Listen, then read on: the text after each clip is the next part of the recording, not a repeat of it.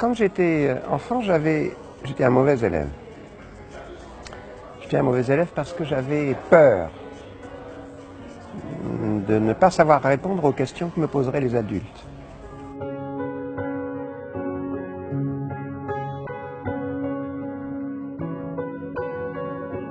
Et toute cette peur de l'enfance est devenue une connaissance.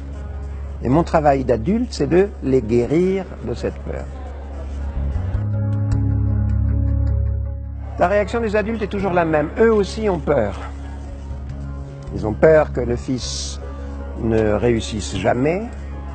Et les professeurs aussi ont peur. Ils ont peur d'être de mauvais professeurs. Tout ça, c'est une affaire de solitude. Solitude de l'enfant, solitude du professeur, solitude des parents. Très bien. Il faut casser cette solitude. Pédagogiquement, comment tu casses la solitude? En créant des projets communs, où tout le monde est impliqué. Par exemple, pour l'école, un des projets communs, c'est le théâtre.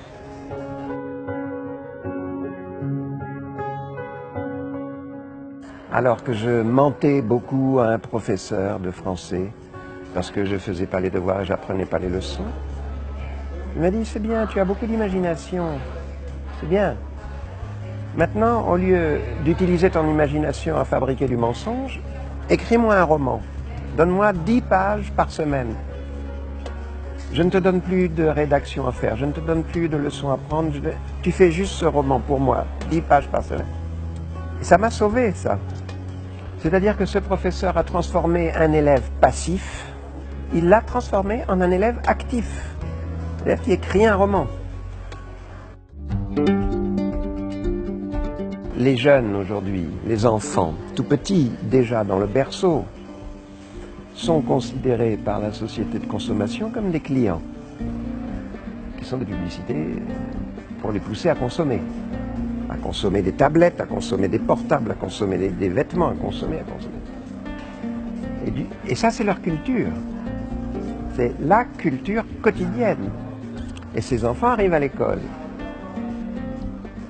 Et ils vont se conduire vis-à-vis du professeur comme des petits consommateurs. Moi, professeur, je ne m'adresse pas à tes désirs, je m'adresse à tes besoins fondamentaux.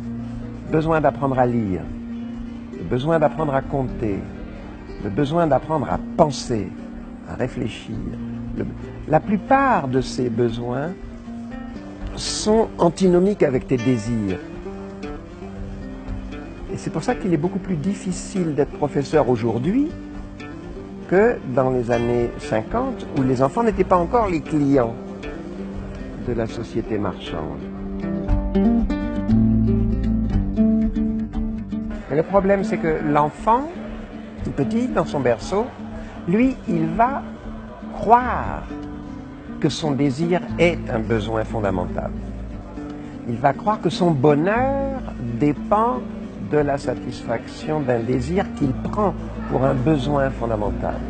Le travail des adultes, c'est de dissocier ces notions de désir et de besoin. Et le bonheur, le vrai bonheur, on peut l'atteindre en apprenant à comprendre. C'est ça qui rend heureux. Quand je comprends les choses, tout d'un coup je comprends. Je comprends que la publicité est mensongère. Je comprends que la compréhension est une bonne source de bonheur véritable. Je pense qu'on ne peut pas se défausser de ses propres responsabilités sur une institution.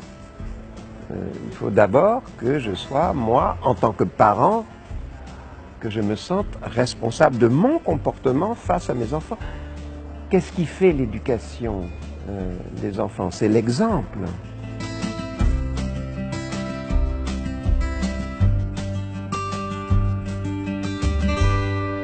Il faut dire aux jeunes que contrairement à ce qu'on leur dit, l'amour rend intelligent. Au fond, tu as 3 types de personnes. Tu as les passeurs, tu as les gardiens du temple, ceux qui considèrent que ce qu'ils savent, c'est leur propriété privée, que les autres sont indignes de le savoir. Et puis la troisième catégorie, c'est ceux qui s'en foutent. Incultueux. Donc le passeur, c'est celui qui prend en considération sa propre culture et qui sait que ça ne lui appartient pas, que ça peut faire le bonheur des autres. Si je t'emmène voir ce soir un film que j'ai adoré, tu vas être heureuse si toi aussi tu l'adores. C'est ça, déjà, être passeur. Mes enfants, c'est très simple. Ce que vous savez, ce que tu sais, ne t'appartient pas. Ce n'est pas ta propriété privée. Elle ne fait que passer à travers vous. Et une de votre raison d'être sur Terre, c'est de partager ça. Arrête d'avoir peur, sois curieux. Sois curieux. La curiosité est un bon remède contre la peur.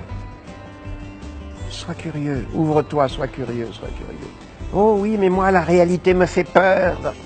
La réalité te fait peur. Fais comme Juan, photographie-la. Je suis nul en anglais. Je suis nul en anglais.